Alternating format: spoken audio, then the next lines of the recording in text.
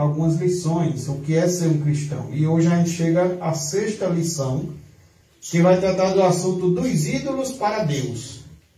Ou seja, dos ídolos para Deus, ou podemos dizer também do culto ou da adoração que não está agradando a Deus, que Deus não está recebendo, para a adoração verdadeira, que Deus recebe, que Deus se agrada, né? Da maneira errada, como muitas vezes fazemos ou vivemos, para a maneira correta. Então, dos ídolos para Deus, ou dos deuses, né, com D minúsculo, para Deus com D maiúsculo. Êxodo 20, do 3 ao 6, diz assim a palavra do Senhor: não terás outros deuses diante de mim. Não farás para ti imagem de escultura. E ele continua dizendo: não, nem semelhança alguma do que há em cima nos céus, nem embaixo na terra, nem nas águas debaixo da terra.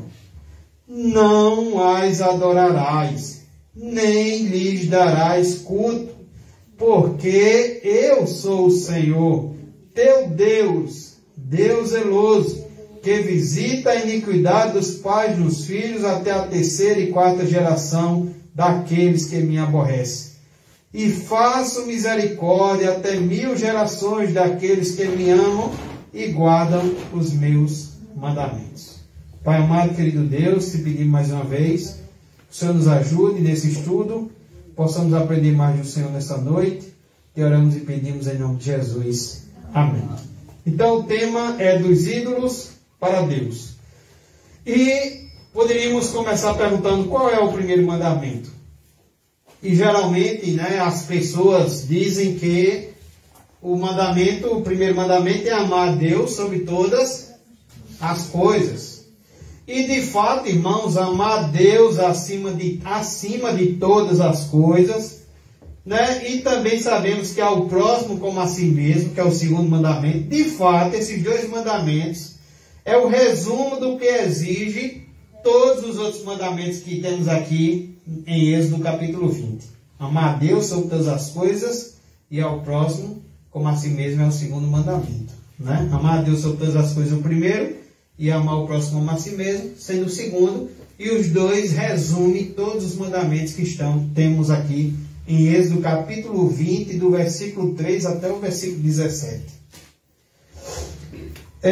Mas o primeiro mandamento, conforme Êxodo, conforme o que foi revelado a Deus por Moisés no Monte Sinai, acabamos de ler que ele diz: não terás outros deuses diante de mim. Você pode observar que até deuses aqui na Bíblia, ele traz o D com D minúsculo.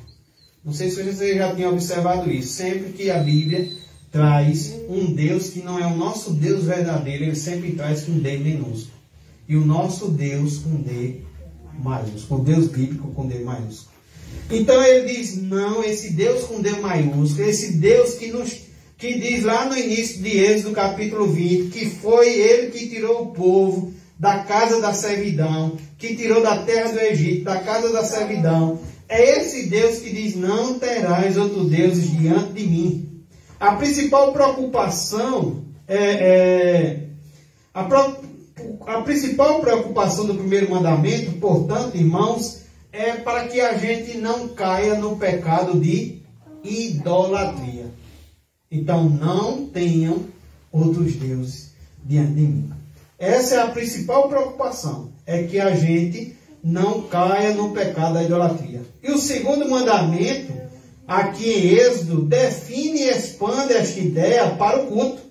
Quando ele diz aqui do versículo 4 ao 6, ele está falando sobre a gente não ter outros deuses, não cometer o pecado de idolatria.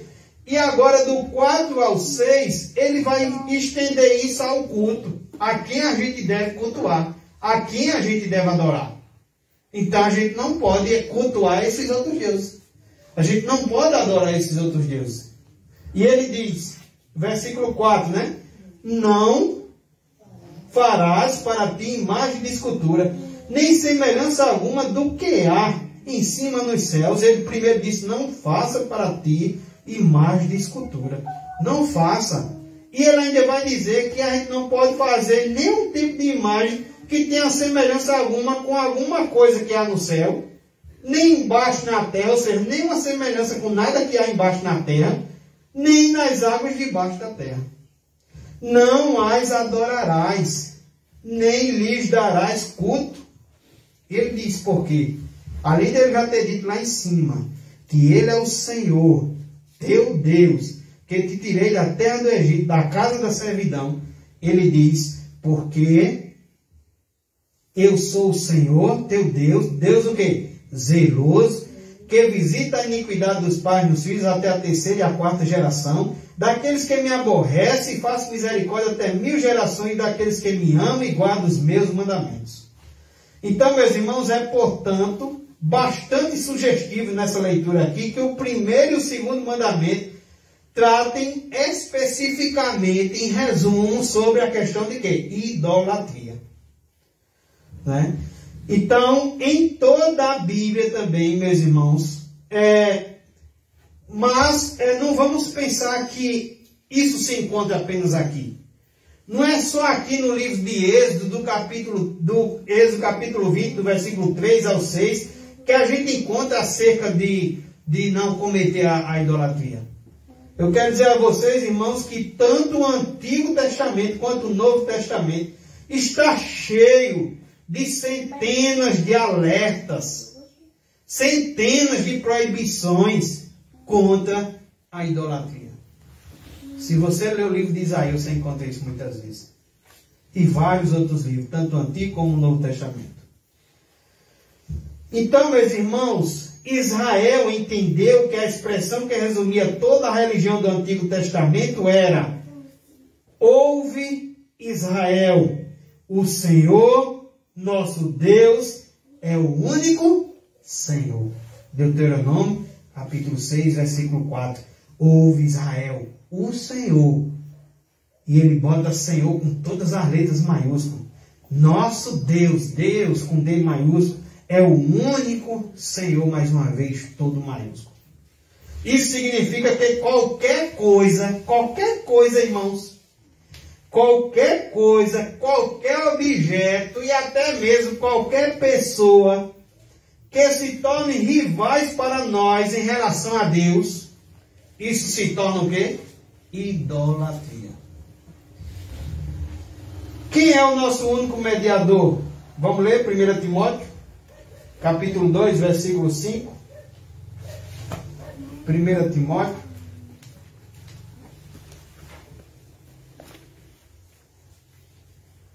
Primeira Timóteo, capítulo 2, versículo 5.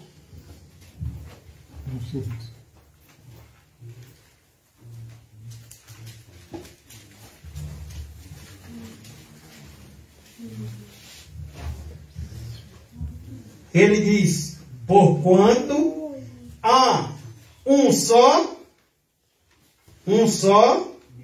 Deus e um só mediador. Entre quem? Entre Deus, esse Deus que é o Senhor, que tirou o povo da casa da servidão, que tirou o povo do Egito, esse Deus que fez os céus e a terra, esse Deus que nos fez. Ele diz que não, ele diz porquanto, Paulo está dizendo, porquanto há um só Deus e um só mediador entre Deus e os homens. E ele completa dizendo que é quem? Cristo Jesus, homem. Cristo Jesus, homem. Então, meus irmãos, é sobre modo estranho, ou é muito estranho, encontrar esta ênfase bíblica, toda essa ênfase bíblica, tanto no Antigo como no Novo Testamento, a respeito do culto e da adoração que deve ser rendida somente ao Senhor. E é estranho a gente ver uma parte tão grande do cristianismo mundial cultuando, adorando e venerando todo tipo de imagem, de escultura e às vezes até pessoas. No Brasil, é especialmente a religiosidade popular, No Brasil, especialmente a religiosidade popular se polariza no culto às imagens. Se polariza em promessas e orações a santos. Não só nas imagens, em promessas e orações a santos. E principalmente na veneração à Virgem Maria e suas supostas aparições. Aí vem a pergunta: será, meus irmãos, que esse culto às imagens, essas promessas e orações a santos, será que essa veneração à Virgem Maria e essas supostas aparições, será que estas coisas têm base bíblica? A resposta, meus irmãos, é evidentemente que não. É só ler as Escrituras. Lê as Escrituras e você vai ver que não. O culto às imagens, especialmente à Virgem, provavelmente surgiu no sincretismo entre a igreja medieval e as religiões pagãs. Vou trazer agora um pouco da história, de onde é que vem isso. Isso surgiu entre a igreja medieval e as religiões pagãs. Na cristianização do Império Romano, a qual se deu não por evangelização, mas por decreto imperial, ou seja, decisão de homens, os deuses pagãos, veja só, os deuses pagãos, deuses com D minúsculo, pagãos, foram assumindo a forma de personagens bíblicos e cristãos, e cultuados através até de outros nomes. Por exemplo, a deusa era adorada em quase todos os países do mundo antigo, assumindo diversos nomes diferentes. Uma deusa só, que assumia diversos nomes diferentes. Era Ísis, Cibele, Astarote, Diana, etc. Representava o sagrado feminino, a terra e a fertilidade. O catolicismo utilizou a imagem de Maria para que, olha a ideia, para que os pagãos esquecessem sua deusa, e também se valeu dos outros santos para que os deuses menores fossem abandonados. Isso aconteceu recentemente aqui mesmo no Brasil. Os escravos vindos da África, ao serem catequizados pelos padres jesuítas, aprenderam a identificar suas divindades no candomblé africano, através de cognomes cristãos. Por exemplo, eles pegaram Iemanjá, a mãe dos orixás, e foi adorada com o nome de Nossa Senhora da Conceição. Pega Iemanjá, que é uma deusa ali africana, que vem dos africanos, e caracteriza, né, ela como sendo a Nossa Senhora da Conceição. Uma das manifestações católicas da Virgem Maria. Ianzã foi chamada de Santa Bárbara. Xangô, veja só, Xangô foi chamado de São Jerônimo ou São João. Ogum foi chamado de Santo Antônio e São Jorge. Oxalá, que para eles é a divindade que criou a humanidade, equivale a Jesus Cristo. Cerca de 16 divindades africanas foram identificadas com santos católicos. É preciso entender que a religião católica, na religião católica, a Bíblia não é a única fonte de autoridade para os assuntos teológicos. A Igreja Romana admite 3 fontes de autoridade. A Igreja Romana vai dizer, nós temos a Bíblia, mas nós também temos a tradição e nós temos também o pronunciamento do Papa em concílios. Eles pegam essas 3 coisas. Eles pegam a Bíblia, a tradição também e a fala do Papa e dos concílios. O culto às imagens se originou a partir da autoridade da tradição, dos papas e dos concílios, e não da Bíblia. A gente não encontra base bíblica para culto às imagens. Isso se origina nos concílios da Igreja Católica. O que foi que aconteceu? essa questão da autoridade tríplice, a Bíblia, a tradição e o pronunciamento do Papa dos Concílios, foi justamente uma das principais motivações para a reforma protestante do século XVI. O movimento da reforma rejeitou, e assim também devemos fazer, irmãos. O movimento da reforma rejeitou qualquer outra fonte de autoridade além das Escrituras. Para nós não temos essas três autoridades. Para nós a gente só tem só uma, a Bíblia. Ela é a palavra de Deus. Ela é a palavra autoritativa. Se ela é autoritativa, então ela é a nossa única regra de fé e prática cristã. Amém? Amém. Por isso que às vezes a gente escuta somente as Escrituras. Como aqui já foi pregado, somente Jesus. Então tem algumas coisas principais no Evangelho, irmãos, que podemos dizer somente. Somente a fé, somente Jesus, somente as Escrituras, somente a graça, como foi pregado no culto passado. Então, por essa razão, a Igreja Reforma aboliu o culto ou veneração de imagens. A Bíblia terminantemente rejeita toda e qualquer ideia de culto a santos e às imagens. E a gente viu lá em Êxodo capítulo 20, e a gente viu que tem outros textos também. A grande afirmação da Bíblia é que além da Trindade, ou seja, além do Pai, do Filho e do Espírito Santo, ninguém mais deve ser adorado ou invocado. Ninguém mais. Somente o Pai, o Filho e o Espírito Santo. Paulo escreveu, é o texto que lemos, 1 Timóteo 2,5: porquanto há um só Deus e um só mediador entre Deus e os homens, Cristo Jesus, homem. E a função, meus irmãos, do mediador é justamente a de fazer a ligação entre os homens e Deus. E Paulo diz que quem é que faz isso? Cristo Jesus, homem. Nossa única ligação entre nós e Deus, ela tem um nome, tem uma pessoa, é Cristo Jesus, homem. Isto já demonstra a completa inutilidade, que é fazer orações ou pedidos a santos. É inútil fazer oração ou pedido a santos, ou a qualquer outra coisa que não seja esse Deus. Eles não têm o poder de interceder diante de Deus, pois somente Jesus Cristo é o mediador.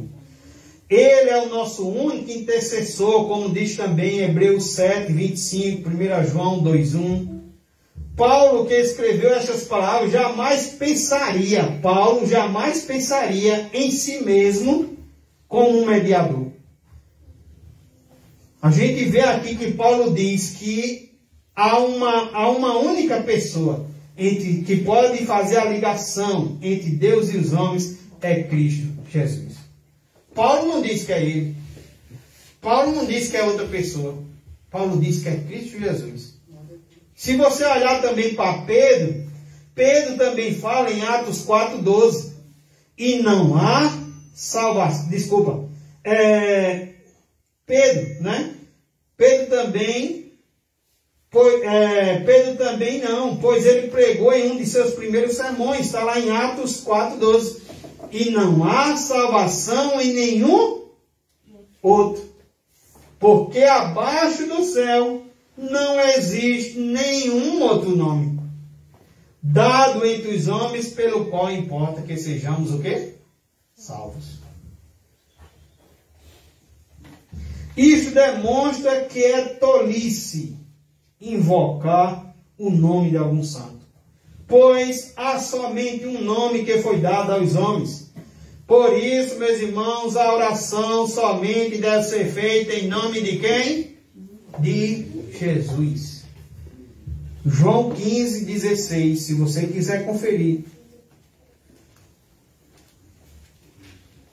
João 15.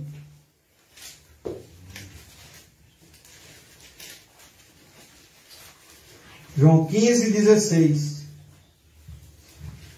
O texto diz: não fostes vós que me escolhestes a mim.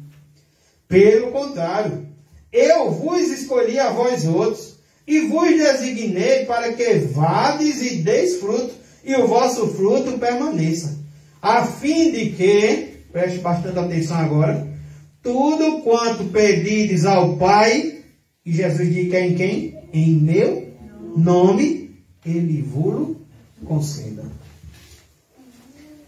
Essas palavras de Paulo e de Pedro apenas confirmam, meus irmãos, o que Jesus disse. Jesus disse lá em João 14,6, ele diz: eu sou o quê? O caminho, a verdade e a vida. Ninguém, irmãos, não tem aqui exceção. Não tem espaço aqui para Pedro, para Paulo, para João, para Maria, para mim, para você. Ninguém, o texto está dizendo. Ninguém. Ele diz: ninguém vem ao Pai senão por mim. Nenhum santo pode conduzir as pessoas ou seus pedidos a Deus.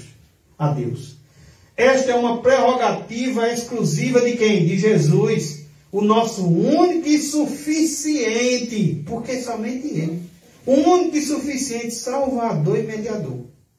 Sempre que as pessoas invocam o nome de santos ou lhes prestam homenagem, estão quebrando o que? O primeiro e o segundo mandamento.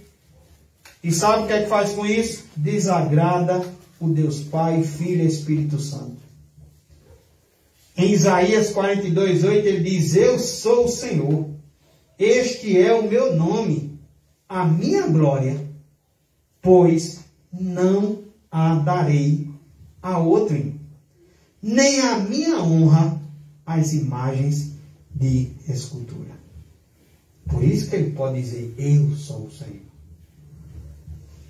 O apóstolo Pedro, por exemplo, temos um exemplo na Bíblia, que já vimos que Paulo de modo nenhum queria alguma atenção para ele, alguma homenagem, alguma honra, alguma adoração, nada disso.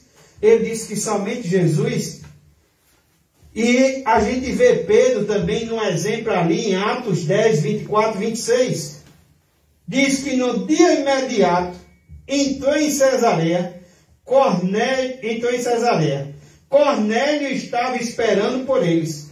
Tendo reunido seus parentes e amigos íntimos, aconteceu que, indo Pedro a entrar, lhe saiu Cornélio ao encontro. E se você observar o texto diz: e prostrando-se-lhe aos pés, o adorou. Cornélio, quando vê Pedro, se prostra aos pés e adora. Adora quem? A Pedro. Isso está certo? Não. Aí veja o que é que acontece. Mas Pedro o levantou, dizendo: ergue-te, que eu também sou homem. Então a gente não vê Paulo ensinando isso para ele. A gente vê Paulo pregando a Jesus Cristo, ensinando quem é o nosso intermediador, quem é o nosso intercessor, quem é o nosso mediador. A gente vê Pedro também reprovando até a atitude de Cornélio, quando Cornélio acha que pode prestar algum culto a Pedro, pode se prostrar a Pedro. Pedro diz: levanta que eu sou homem igual tu. E diante disso, como se sentiria o São Pedro se visse toda a adoração e culto que são oferecidos a ele hoje? Se ele nunca aprovou, se esses homens nunca aprovaram na Bíblia, esses homens aprovariam se eles vissem isso hoje?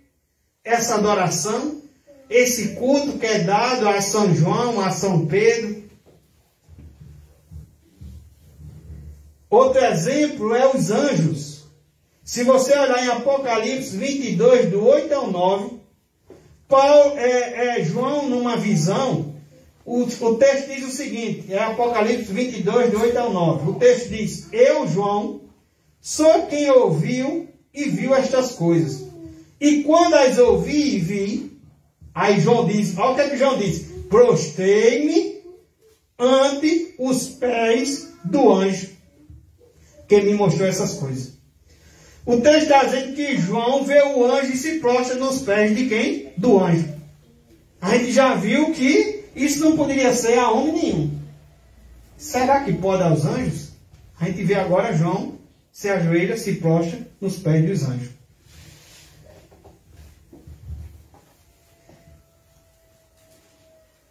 Que me mostrou essas coisas para adorá-lo.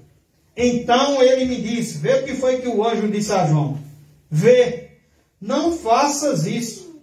Eu sou conservo teu, dos teus irmãos, os profetas, e dos que guardam as palavras deste livro. E o anjo termina dizendo, adora a Deus. Amém, irmãos? Amém. Adora a Deus. Então, nem os anjos aceitaram essa adoração. Os anjos, aqui eu estou citando os anjos que foram vistos no céu. Né? Que João tem a visão de como é lá. Os anjos que foram vistos na visão de João. Não estou dizendo os anjos caídos. Segundo o anjo e também Jesus, segundo Jesus, ninguém além de Deus deve receber adoração. E se a Bíblia é para você a palavra de Deus, irmãos, ponto final. Não faça para ti imagem de escultura. Nem preste culto a eles, nem adore a eles. Amém? Amém. Então, segundo ponto. Poderíamos perguntar acerca agora da Virgem Maria. Qual é o lugar dela? Onde é que ela fica? Eu queria ler com você Lucas capítulo 1. Lucas capítulo 1. 46 a 47. O cântico de Maria. Será que Maria disse, a minha alma é que vocês engrandeçam a mim? Será que Maria disse isso? Será que Maria teve o mesmo comportamento de Pedro, mesmo comportamento de Paulo, né? De não querer adoração para si? E a gente vê aqui, ó, Lucas capítulo 1, versículo 46 e 47. Lucas capítulo 1, 46 ao 47. O cântico de Maria.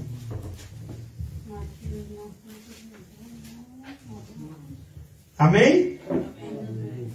Então disse Maria, olha o que Maria disse no seu cântico. A minha alma engrandece a quem, irmãos? Ao Senhor. Glória a Deus. A minha alma engrandece ao Senhor. Versículo 47, nessa mesma alegria, nessa mesma adoração, Maria diz, e o meu espírito se alegrou em quem? Em Deus. E olha que interessante, ele agora chama Deus de quem? Meu Salvador. Ô, gente, Maria precisa também de salvação. Meu Salvador. Quando a Bíblia diz que todos os pecados estão afastados da glória de Deus, Maria também está inclusa. Por que não? Então, meus irmãos, uma das coisas que a gente observar é que tem ela o status de corredentora,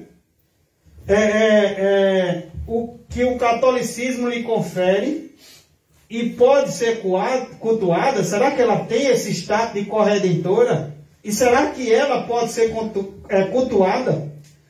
E se mantivermos a Bíblia como única fonte de autoridade, teremos também dizer que não. Porém, e agora presta atenção, a Bíblia zela pela pessoa de Maria e não autoriza que sua figura seja denegrida. Então a Bíblia zela pela figura de Maria e hora nenhuma autoriza que essa figura seja denegrida. Mas hora nenhuma autoriza que a gente adore ou preste a ela culto. Os irmãos estão entendendo? Eu já vi, eu não queria nem comentar sobre isso, mas de uma forma absurda, eu já ouvi dizer que tem algumas igrejas que se dizem crente, e certamente é estranho esse comportamento, e certamente está comprovando para mim que não lê as Escrituras. Eu já vi dizer que Maria foi uma prostituta. Então a Bíblia ela não autoriza a gente denegrir a imagem de Maria, certo? A Bíblia autoriza sim, a Bíblia zela pela pessoa de Maria, mas não autoriza que a sua figura seja denegrida. Se a gente olhar na Bíblia, Maria foi escolhida por Deus dentre todas as mulheres para gerar a vida humana do Filho de Deus. Podemos negar isso? Não podemos negar isso. Maria foi escolhida por Deus entre todas as mulheres para gerar a vida humana do Filho de Deus. Quando os anjos se apresentou a Maria, sua saudação foi: alegra-te, muito favorecida. Né? Então, Deus encheu ela de favor. Não podemos negar isso. O Senhor é contigo. O Senhor era com ela, não podemos negar isso. Isabel a chamou de bendita és tu entre as mulheres, ou seja, abençoada és tu entre as mulheres. Né? Então ela recebeu favor, ela recebeu misericórdia, ela recebeu bênçãos, né? Mas não está dizendo que ela vai interceder por nós. Não está dizendo que ela vai derramar essa graça em nós. Não está dizendo que o caminho é ela para chegar ao Filho. Nada disso. A Bíblia fala sim dessas coisas e não podemos esquecer, não podemos denegrir a imagem de Maria. Ela sim foi uma escolhida entre todas as mulheres. Ela sim foi favorecida. O Senhor era com ela. Isabel disse que ela era bendita entre as mulheres. E a própria Maria disse também que a partir dali todas a chamariam de bem-aventurada.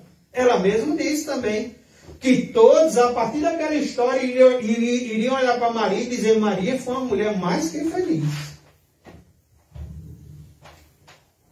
Quem rejeitar essas indicações bíblicas certamente está sendo seletivo em relação à Bíblia. Ou seja, eu quero aceitar algumas coisas da Bíblia e não quero aceitar outras. Então, isso é bíblico. Jesus certamente não ficaria satisfeito em ver pessoas menosprezando aquela que foi sua mãe terrena.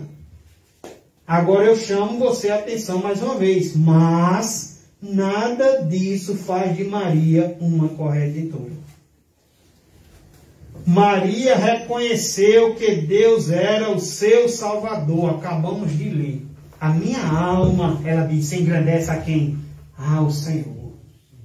E ela chama ele de Deus e ela diz, meu Salvador.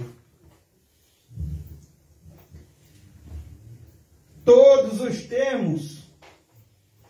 Sim, quando diz também, quando ela o chama de Salvador, isso também significa que ela própria precisava também de quê?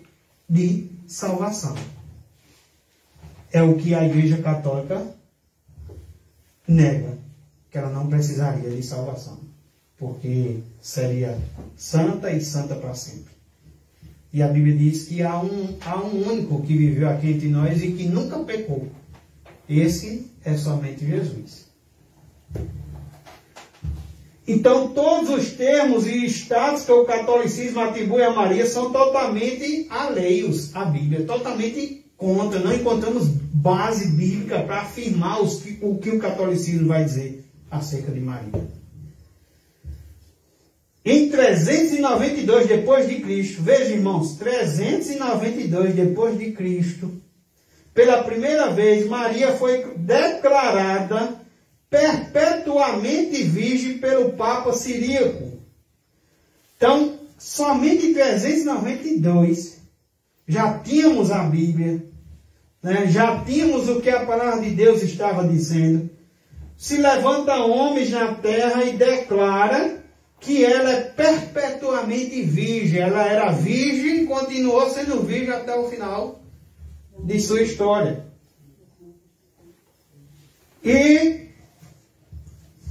Mas somente no Concílio de Trento, em 1547, veja quando já, em 1547, coisas tudo que são colocadas por homens em concílios, em reuniões, mas que não vêm da palavra de Deus.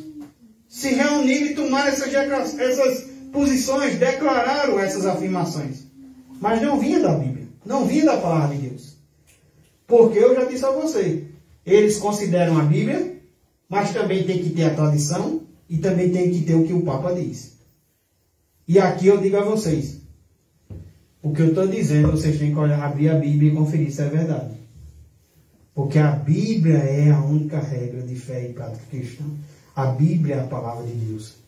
Eu sou um homem, né? Eu sou um homem e vocês têm que estar com a Bíblia aberta e ver se é de acordo com a palavra de Deus. Amém. Então, em 1547, foi considerado um dogma católico e somente em 1854, o Papa Pio IX declarou Maria totalmente livre de pecados através de sua vida inteira. Veja, em 1800 e pouco, a gente já tinha a Bíblia pronta, a Bíblia fechada, dizendo que não é assim, e o homem se levanta na terra e declara que ela é perpetuamente livre de pecado, irmãos. E a gente não vê Maria fazendo isso. A gente vê o anjo aparecendo para Maria e dizendo que ela ia aparecer grávida. E a gente vê Maria assustada. Como é que eu vou aparecer grávida se eu nunca deitei com homem algum? Né, irmãos? E a gente vê Maria dizendo depois, faz na tua serva conforme a tua vontade, conforme a tua palavra. A gente vê ela se submeter na palavra de Deus e não à tradição nem à palavra de homem. A gente vê Maria dizendo que a alma dela engrandecia ao Senhor, o espírito dela se alegrou em Deus, e ela ainda diz, meu Salvador. E ela diz, vai dizer no cântico dela, que aquelas coisas que tudo aconteceu na vida dela foi Deus, por causa de Deus, que quis dessa forma, e ela se submeteu à vontade de Deus. Então, a gente vai vendo que ao longo dos anos foram fazendo isso, sabe? Olha, o Papa Leão XIII, em 1891, na encíclica Octobrimense, declarou que ninguém podia ir ao filho senão através da mãe. Olha, já está botando uma pessoa aí no meio. Só pode ir ao filho se for através da mãe. Chamando-a de digna de todo louvor. A gente viu aqui na Bíblia que é Deus que é digno. Né? Chamando ela de digna de todo louvor, de poderosa, mãe de Deus. Em 1892, esse mesmo Papa, ele declara, ela permanece sobre todas as ordens de anjos e homens, e ela somente está próxima de Cristo. Continuando, em 1943, o Papa Pio XII declarou que Maria foi imune de todo pecado. Ofereceu seu filho no Gólgota ao Pai, obteve o derramado do Espírito Santo no Pentecoste, providencia cuidado materno para a igreja e reina nos céus com Cristo. Em 1950 ele declarou, ela conquistou a morte e foi elevada com corpo e alma para a glória dos céus, onde como rainha reina refulgente à direita de seu filho. Nós proclamamos e definimos esse dogma revelado por Deus, eles ainda dizem, que é a Imaculada Mãe de Deus, Maria sempre virgem, quando o curso de sua vida terrena se acabou, foi tomada com corpo e alma para a glória dos céus. Isso é tudo o que o Papa diz, os papas e os concílios. E aqui a nossa lição conclui essa parte dizendo, tudo isso foi confirmado pelo Concílio de Vaticano II, e ele diz, e nada disso encontra base na Bíblia. Nada disso. Sabe, irmãos, tem um estudo bíblico que a gente está fazendo em um museu, a gente encerrou, E no final do livro, era Por que Crer na Bíblia, e no final do livro, o autor do livro, o pastor, dava algumas dicas de como ler o Antigo Testamento. O Antigo Testamento, ele disse que a gente lesse como se fosse uma história contada, começasse lá de Gênesis, todo dia lesse 3 capítulos, começasse de Gênesis e fosse até o final, até Malaquias. E no final do ano a gente tinha conseguido ler o Antigo Testamento uma vez.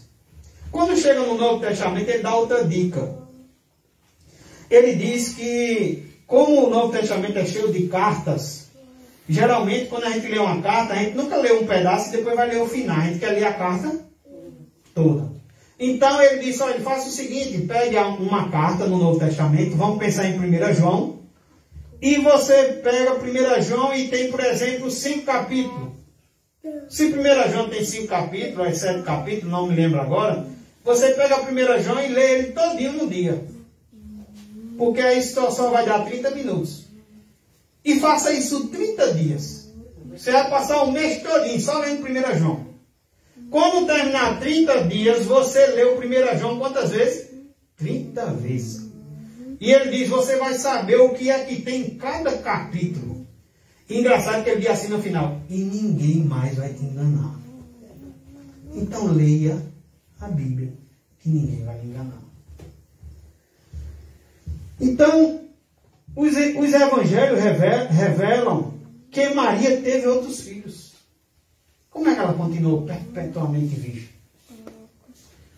Os evangelhos revelam que Maria teve outros filhos além de Jesus. Mateus 1, 24 e 25. Diz o que José fez quando soube que Maria estava grávida pelo Espírito Santo. Se você quiser acompanhar, Mateus 1, 24 e 25. Eu não vou pedir para os irmãos abrirem todos, senão não dá tempo da gente concluir. Mas eu vou citando, se alguém quiser anotar, anote. Tá bom? Se depois alguém quiser assistir, está sendo gravado. E ele diz assim, despertando José do sono, fez como lhe ordenara o anjo do Senhor e recebeu sua mulher. Lembra que José também ficou assustado e quis ir embora? Mas o anjo lhe aparece em sonho e diz que seria do Espírito Santo. E o que é que José resolve fazer? O texto diz aqui, diz, despertando José do sono, fez como lhe ordenara o anjo do Senhor e recebeu sua mulher. Então, tudo bem, é minha esposa, né? Contudo, uma observação, não a conheceu enquanto ela não deu à luz um filho, a quem pôs o nome de Jesus. Esse não a conheceu quer dizer que ele não deitou com ela enquanto o menino Jesus não nasceu. Ele não deitou com ela. Até o nascimento de Jesus, Maria estava mesmo na situação de virgem. Ele não deitou com ela até o nascimento de Jesus.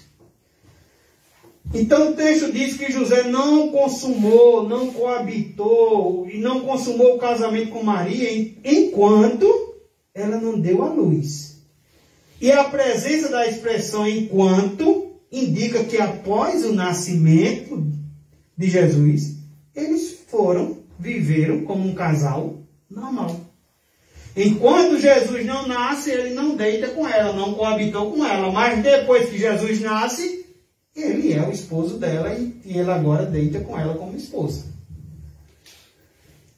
E se você observar outro texto, em Lucas capítulo 2, versículo 7, Jesus é citado como primogênito.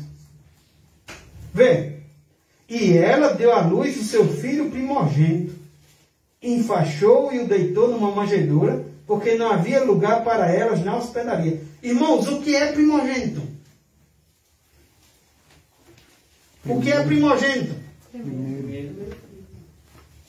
E a gente só vai dizer que alguém teve o primeiro filho quando alguém tem o segundo, o terceiro, né? E assim por diante. Mas alguém que tem um único filho, a gente não precisa dizer primogênito. É claro que foi o primeiro. Não precisa dizer. Né? Então ela deu à luz o seu filho primogênito. A palavra primogênito seria totalmente desnecessária se Jesus fosse o único filho de Maria. Mas há alguns textos também que dizem claramente que Jesus tinha irmãos. Em Marcos 6 está escrito. Tendo Jesus partido dali, foi para a sua terra, e os seus discípulos o acompanharam. Chegando o sábado, passou a ensinar na sinagoga, e muitos ouvindo se maravilhavam, dizendo: de onde vem a estas coisas? Que sabedoria é esta que lhe foi dada? E como se fazem tais maravilhas por suas mãos? Não é este o carpinteiro? Aí o texto continua dizendo: filho de Maria, irmão de Tiago, José, Judas e Simão. Está mostrando quem? Os outros irmãos. Depois que nasceram Jesus, José havia deitado com sua esposa. E agora nos apresenta irmãos: Tiago, José, Judas, Simão. E o texto ainda diz: e não vivem aqui entre nós suas irmãs? Ainda tiveram irmãs. E escandalizavam-se dele. Jesus foi pregar na sinagoga em sua própria terra, e como lá as pessoas o conheciam, e estranhavam que ele estivesse se apresentando como um profeta. Eles conheciam seu pai, sua mãe, seus irmãos e suas irmãs. Apesar de muitos tentarem dizer que esses irmãos eram, na verdade, primos, permanece a evidência de que o termo utilizado pelos evangélicos é irmãos e não primos. Além disso, a menção ao pai, à mãe, aos irmãos e às irmãs, está claro, meus irmãos, que aqui é uma família. Não é este? Filho do carpinteiro, filho de José, filho de Maria, irmão de José, irmão de Tiago, de José, de Judas e Simão, e não estão aqui suas irmãs? É que está claramente que está apresentando aqui a família de Jesus. Sinal que Maria teve outros filhos. E Maria teve outros filhos, não com o nascimento como teve com Jesus, porque Jesus foi do Espírito Santo. Mas os outros filhos agora é do seu esposo, José.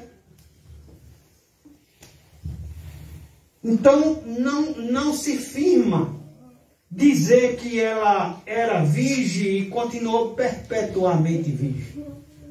Não segura isso biblicamente.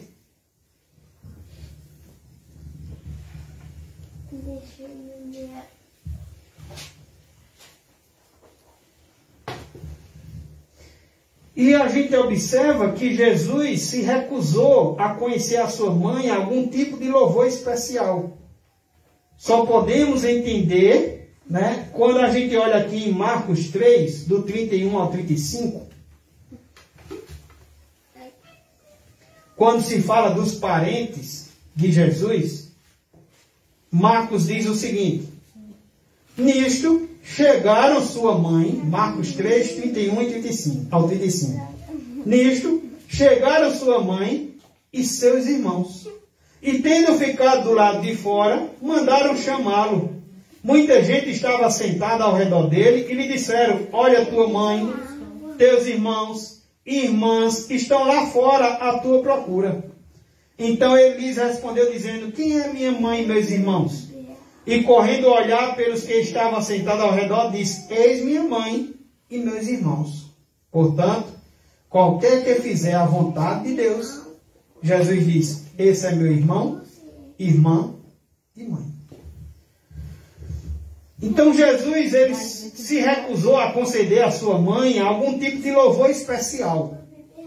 Só podemos entender que ele fez isso não porque tivesse alguma indisposição. Jesus não está mostrando aqui nenhuma indisposição por sua mãe, mas para que as pessoas não tivessem razões para querer dar algum tipo de louvor especial à sua mãe. Lucas relata uma situação interessante. O texto diz em Lucas 11, 27 a 28, aconteceu que ao dizer Jesus essas palavras, uma mulher que estava entre a multidão exclamou e disse-lhe, uma mulher que estava entre a multidão, veja o que foi que essa mulher disse: bem-aventurada aquela que te concebeu, e os seios que te amamentaram.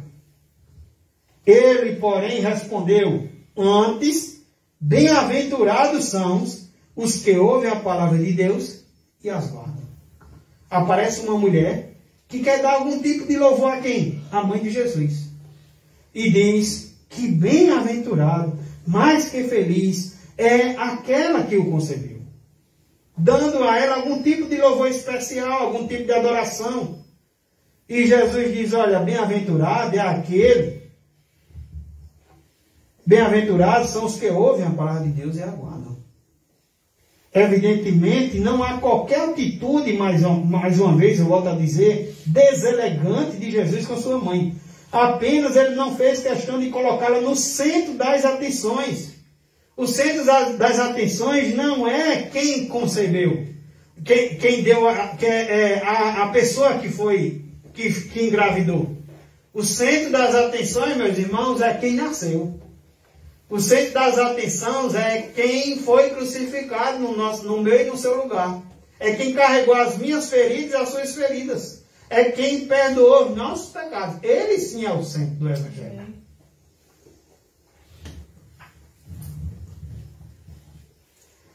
Até mesmo aqui, quando Maria, quem sabe de uma forma inconscientemente fez isto, buscou algum tipo de atenção, Jesus tratou de corrigi-la. Isso aconteceu lá naquele primeiro milagre em João capítulo 2. O texto diz, tendo acabado o vinho, lembra dessa passagem? Tendo acabado o vinho, a mãe de Jesus lhe disse, eles não têm mais vinho. Então acaba o vinho, e a mãe de Jesus é quem entra em ação e diz que não tem mais vinho. Mas Jesus lhe disse, mulher, que tenho eu contigo?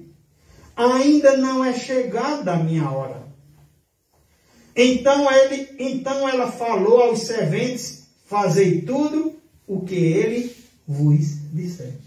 Depois disso a gente vê Maria dizendo, a gente não vê Maria dizendo, faça o que eu disser. A gente vê Maria dizendo, façam o que ele disser. É interessante que ela esteja meio que ocupando aqui uma função de intercessora. E alguns católicos vão dizer que aqui ela é uma intercessora, né? E Jesus lhe diz uma palavra que deixa claro que aquela não é a função dela. Tendo entendido, Maria manda os serventes tratar diretamente com quem? Com Jesus. Ninguém, meus irmãos, precisa de intermediários para se dirigir a Jesus.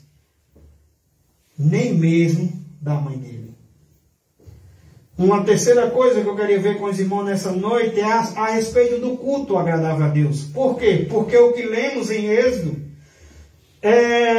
não falou acerca apenas de idolatria, acerca de imagens, mas acerca também do culto. E muitos evangélicos, e agora eu gostaria de chamar um pouco a nossa atenção, muitos evangélicos acusam os católicos de idolatria sem perceber que incorrem no mesmo erro, porém por vias diferentes. Ou seja, muitas vezes acusamos os católicos de idolatria e estamos corretos em acusar a questão da idolatria porque não tem base bíblica, é pecado. Mas muitas vezes alguns crentes fazem isso de outras formas. Não se prostra a imagens, mas faz isso de outras formas. O anjo disse a João, quem lembra o que foi que o anjo disse a João? Adora quem? A Deus. Desde já, meus irmãos, devemos admitir que a idolatria, a adoração a falsos deuses ou a imagens, não é a única distorção que irrita a Deus, mas a própria adoração ao Deus verdadeiro, que é feita com uma atitude errada, não pode agradá-lo. Ou seja, também é idolatria, também não é agradável a Deus, quando crentes adoram a esse verdadeiro Deus, mas adoram de uma maneira errada. Adoram com atitudes erradas.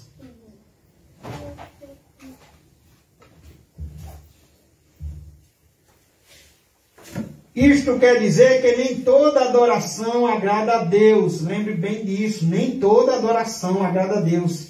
E realmente nem poderia. Existem coisas muito sutis que precisam ser consideradas a fim de que não seja oferecido fogo estranho. na presença do Senhor, como fizeram lá em Levítico 10, do 1 ao 12, Nadab e Abiú. Apresentaram ao Senhor fogo estranho. Às vezes se pensa que não há dificuldade ou problemas com respeito, por exemplo, à liturgia do culto. O que é que vamos fazer no culto? Como vai ser a liturgia do culto? Qual vai ser os louvores? Às vezes se pensa que não há dificuldade ou problemas com isso. Pois tudo aquilo que oferecemos, né, as pessoas sempre dizem, tudo aquilo que oferecemos a Deus, Ele aceitará, desde que seja de modo sincero. Muitas vezes a gente escuta isso. Não nos ocorre que Deus estabeleceu coisas que lhe agradam, ou seja, Deus apresentou na sua palavra o que lhe agrada e também o que não lhe agrada.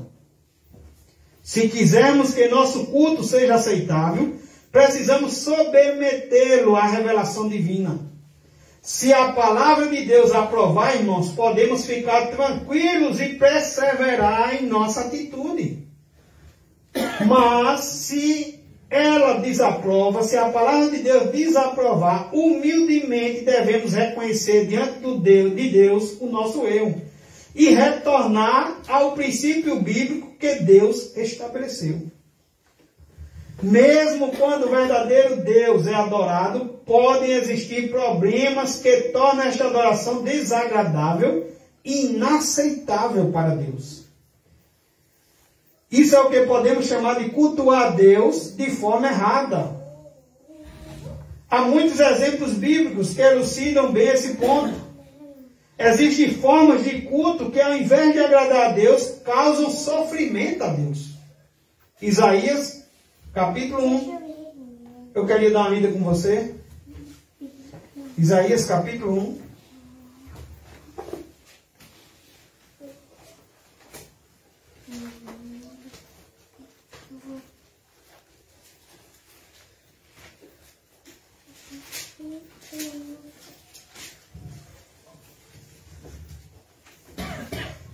Isaías capítulo 1, vamos ler do 10 ao 17. Ouve a palavra do Senhor, vós príncipes de Sodoma. Para quem ainda está procurando, é Isaías capítulo 1, a partir do 10. Ouve a palavra do Senhor, vós príncipes de Sodoma, prestai ouvidos à lei do nosso Deus, vós povo de Gomorra. De que me serve a mim? Olha o que aqui Deus está dizendo. De que serve a mim a multidão de vossos sacrifícios? Diz o Senhor. Estou farto dos holocaustos, de carneiros e da gordura de animais cevados, e não me agrado do sangue de novilhos, nem de cordeiros, nem de bodes. Quando vindes para comparecer perante mim, quem vos requereu os só pisades os meus átrios? É como se ele tivesse dito, quem disse que só vinha aqui na quarta-feira, está tudo resolvido entre você e Deus? E o seu dia a dia? As coisas que você faz no dia a dia? O culto que você presta ao Senhor no dia a dia, em tudo que você faz? Você tem feito tudo para glorificar Deus? No seu casamento, na sua casa, em tudo? É como se ele estivesse dizendo, será que só vinha aqui na quarta resolve? E não tem uma mudança de vida? Né? Não continueis a trazer ofertas vãs. O incenso é para mim abominação. E também as festas da lua nova, os sábados e a convocação das congregações. Não posso suportar a iniquidade associada ao ajuntamento solene. Ele está dizendo, eu não posso suportar. Quando vocês se ajuntam, que vocês não estão fazendo de modo agradável a mim, eu não posso suportar. As vossas festas da lua nova e as vossas solenidades, a minha alma as aborrece. Já me são pesadas, estou cansado de as sofrer. Pelo que quando estendeis a mão, ele está dizendo que esse povo até as mãos levanta.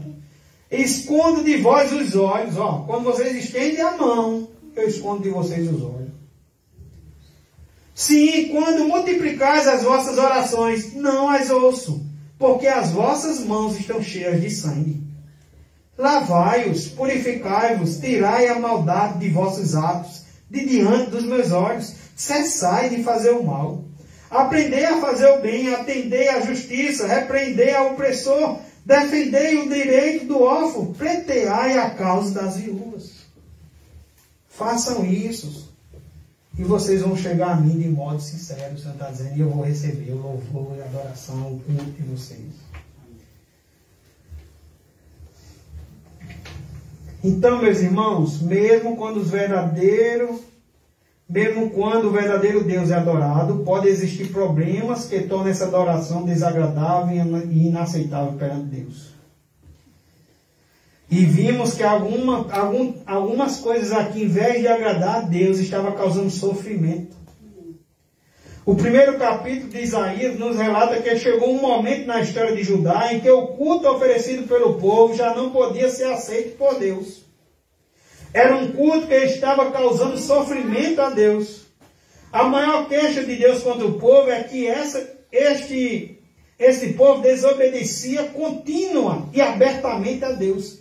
Entretanto, continuava a oferecer sacrifícios e ofertas, cultuando como se nada tivesse acontecido, como se fosse o povo mais santo da face da terra. Deus diz que aquilo era abominável, porque ele não podia suportar a iniquidade associada ao ajuntamento solene. O povo vinha até a presença de Deus, cultuava, mas não mudava de vida, irmãos. Apresentava-se diante de Deus coberto de pecados e sem arrependimento, pensando talvez que bastasse apenas cumprir os rituais, que tudo estaria resolvido. Era um povo muito dado à oração, como a gente viu na lista, pois a Bíblia diz até que eles estendiam as mãos e multiplicavam as orações. Não obstante, Deus disse que em hipótese alguma as ouviria, pois eram mãos contaminadas e certamente orações vazias. A vida deles não condizia com o culto que praticavam. Veja que temos um convite a adorar a Deus em espírito e em verdade. Veja que às vezes estamos condenando os católicos com o erro da idolatria, de adoração e veneração às imagens, e nós estamos, às vezes, cometendo as mesmas coisas de outras formas.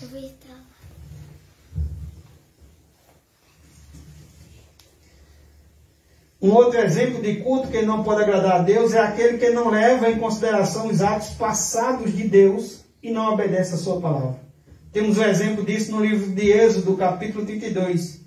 Moisés estava no alto do monte Sinai diante de Deus e o povo cansado de esperar por Moisés. O que é que o povo resolveu fazer? Resolveu fazer um bezerro de ouro. Então, do alto monte, Deus ordenou a Moisés: vai, desce, porque o teu povo que fizesse sair do Egito se corrompeu, e depressa se desviou do caminho que lhes havia eu ordenado. Fizeram para si um bezerro fundido. E o texto diz: e o adorou. E lhe sacrificaram e dizem: são estes, ó Israel, os teus deuses que te tiraram da terra do Egito. E o que a gente observa nesse texto é que, na verdade, talvez a única coisa que o povo queria era adorar o Deus que lhes havia tirado do Egito. Mas fez isso de uma forma errada. Onde foi que eles erraram? Fundindo um bezerro de ouro, coisa que Deus havia advertido que não fizesse. Não façam para ti imagens de escultura. Não adore outros deuses. Uma maneira muito sutil de burlar a verdadeira adoração é a tendência de corromper o uso de alguma coisa que por si mesma é legal, mas que por causa do uso se torna pecaminosa. Por exemplo, podemos citar o uso supersticioso de Gideão, que Gideão fez da estola sacerdotal, conforme nos relata o texto de Juízes 8, 27. O texto diz assim: fez Gideão uma estola sacerdotal e a pôs na sua cidade em Ofa, e todo Israel se prostituiu ali após ela, o qual veio a ser um laço para Gideão e a sua casa. Então, irmãos, essa estola havia sido ordenada pelo próprio Deus, em Êxodo 39, do 1 ao 31. Mas lá ela possuía um lugar específico no culto, e deveria ser usada, essa história deveria ser usada por um sacerdote. O que Gideão fez foi usar um princípio correto de forma errada. E temos outros exemplos que poderíamos citar aqui nesta noite. O nosso estudo nos dá outros exemplos, mas eu vou adiantar um pouquinho. Por exemplo, Malaquias capítulo 1, do 6 ao 10. Deus se queixa que seu povo não está honrando como devia. Malaquias 6, do 1 ao 10. Desculpa, Malaquias 1, do 6 ao 10. E o povo pergunta, em que? Em que nós estamos falhando? Em que nós estamos pecando? Em que nós estamos roubando? E Deus responde na qualidade das ofertas. Sabe o que o povo estava fazendo, irmãos? O que o povo estava oferecendo no altar do Senhor não era o melhor. Em vez de levar o animal sadio do rebanho, o povo levava o animal coxo e o animal cego. Em vez de pegar o melhor e levar para Deus, pegava o coxo e o animal cego e levava para Deus. Estavam fazendo aquilo que era para oferecer, mas estavam oferecendo de modo errado. Em vez de levar o animal sadio, estava levando o animal coxo e cego. Então Deus diz, tente fazer isso com o governador. É claro que o povo não levaria ao governador uma oferta tão ruim. Então isso significa, irmãos, que o governador era mais importante do que Deus. O povo não tinha coragem de levar isso a um governador, mas levava para Deus.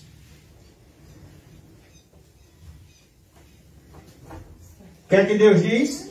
Eu não tenho prazer em vós, diz o Senhor dos Exércitos, nem aceitarei da vossa mão a vossa oferta. Um culto que não oferece aquilo que tem de melhor para Deus não pode de forma alguma adorar a Deus.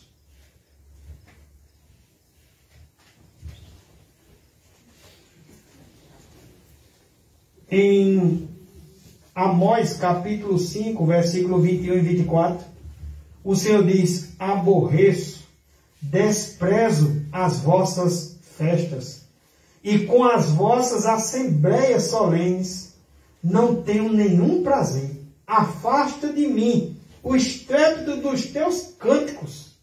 Ó, o povo está oferecendo cânticos, o Senhor diz, afasta de mim os teus cânticos, porque não ouvirei as melodias das tuas liras, antes corra o juízo. Então, meus irmãos,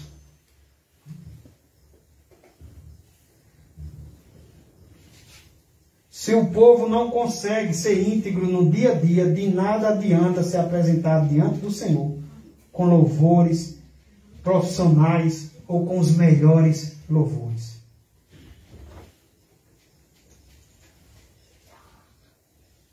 Em Isaías 29, versículo 13, o Senhor diz, esse povo se aproxima de mim, e com a sua boca e com os seus lábios me honra, mas o seu coração está o quê? Longe de mim. E o seu temor para comigo consiste só em mandamentos de homens que maquinalmente aprendeu. Ou seja, o que está nos lábios precisa também, irmãos, estar no coração. Podemos entender, meus irmãos, portanto, que não basta o homem querer adorar o Deus verdadeiro. Há maneiras corretas e outras erradas de adorar a Deus. Precisamos aprender a maneira correta. Um culto oferecido a Deus de forma hipócrita, sem honrar a palavra, que perverte o uso dos elementos, que é feito de forma maquinal, que não oferece o melhor, ou que não vem acompanhado de justiça, não pode agradar a Deus. Se as pessoas entendessem realmente que Deus não se agrada de tudo, o que elas supostamente fazem em seu nome, elas se preocupariam mais em seres obedientes a Ele e a descobrir o que realmente lhe agrada. E menos em adotar práticas e costumes que os homens inventaram, por melhores, atrativas e práticas que pareçam. Algo que precisa ficar claro no adorador é que a pessoa que precisa ser agradada no culto é Deus e não o próprio adorador. Quem precisa ser adorado é Deus e não o próprio adorador. Quando você vem para o culto, às vezes algumas pessoas dizem que vem receber, mas você deveria vir para cá, se doar, prestar o seu culto a Deus, prestar o seu amor ao seu irmão.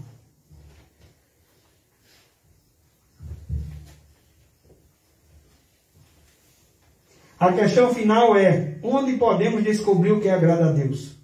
O único lugar, meus irmãos, confiável de mostrar o que agrada a Deus é a palavra de Deus. Amém?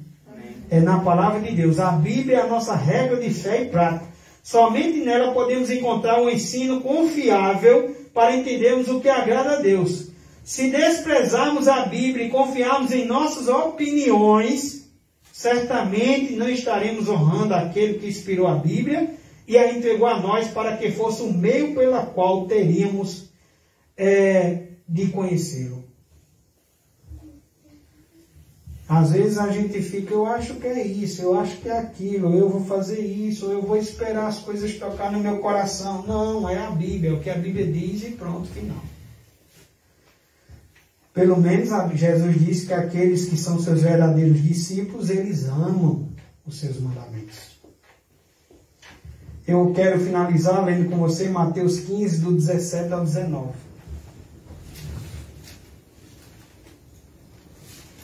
Mateus 15, do 17 ao 19.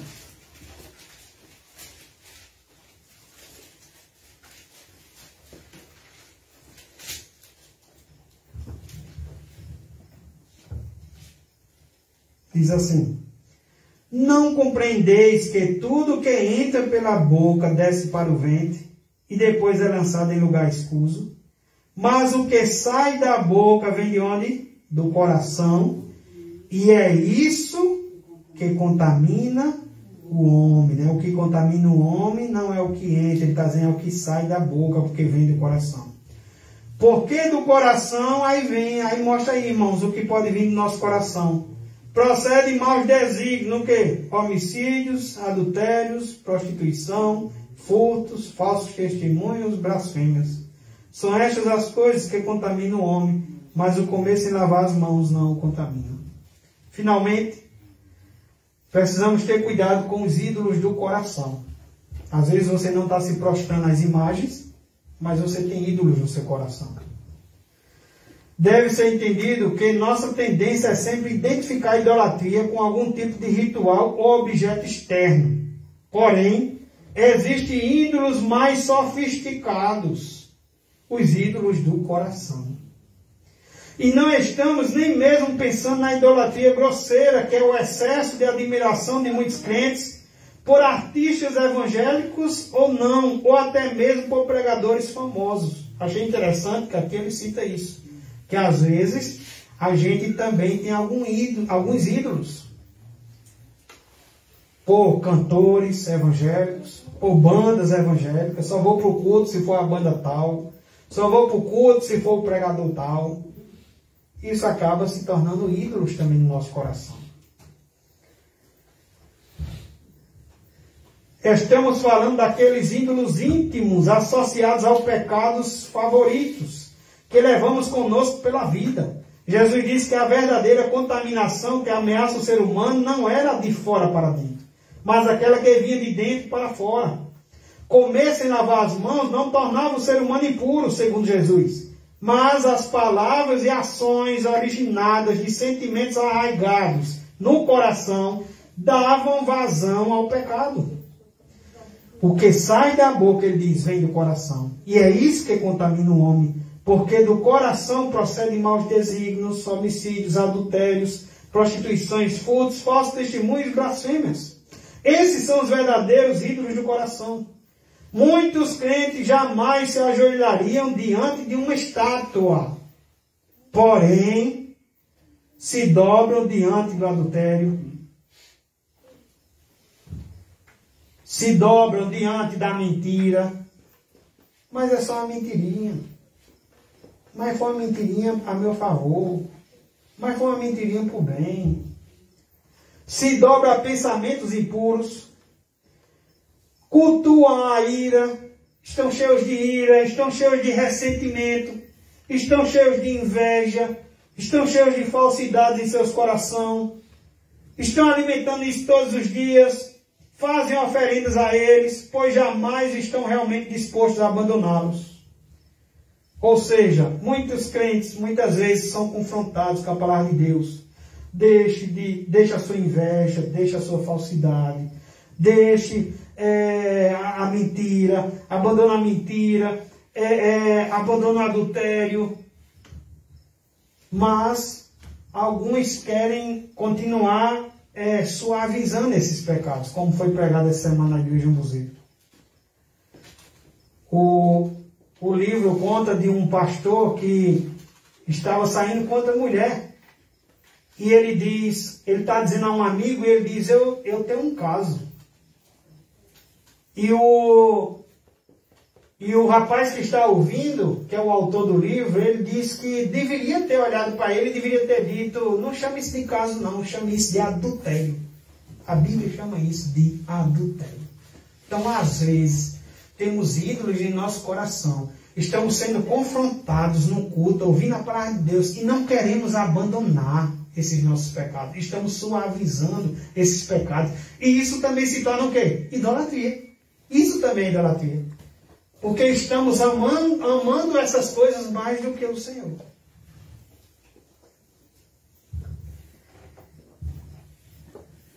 E não apenas esses pecados são ídolos do coração, mas também sentimentos de orgulho, superioridade, achar que é melhor do que o irmão, maior do que o irmão, pensar que somos melhores do que os outros porque fazemos algo de forma mais eficiente, ou porque somos aplaudidos e o outro não é aplaudido.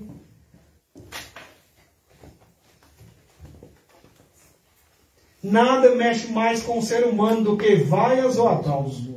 Porque ambas essas coisas se relacionam com a idolatria e os ídolos do coração. E aqui a gente encerra a nossa lição de hoje. E o estudo nos mostra o caminho dos ídolos deve ser o caminho para Deus. Dos ídolos para Deus. Devemos abandonar, meus irmãos, tudo aquilo que está abaixo. Né? Tudo aquilo que esteja acima, melhor falando, melhor colocando, da nossa adoração a Deus. Tudo aquilo que possa nos interromper, que possa nos separar de Deus, devemos abandonar. Porque nós devemos amar Deus acima de todas as coisas. E algumas coisas devemos abandonar no nosso coração, ídolos do coração, que o povo não está vendo as imagens, não estamos adorando imagens, mas estamos sendo também idólatras. Devemos abandonar porque esses ídolos do coração também nos afastam de Deus. E esses ídolos do coração também pecam contra nossos irmãos também. É quebrar também o segundo mandamento, amar a Deus sobre todas as coisas, e o segundo, amar o próximo como a si mesmo. E que Deus nos ajude a se esvaziar desse velho homem, se revestir do novo homem, e sempre poder, no dia a dia, e aqui na quarta, prestar um culto a Deus, de modo que saibamos que Deus está grato, que Deus está recebendo nosso louvor, nossa adoração, nossos dízimos, nossas ofertas. Ele está ouvindo. Amém, irmãos?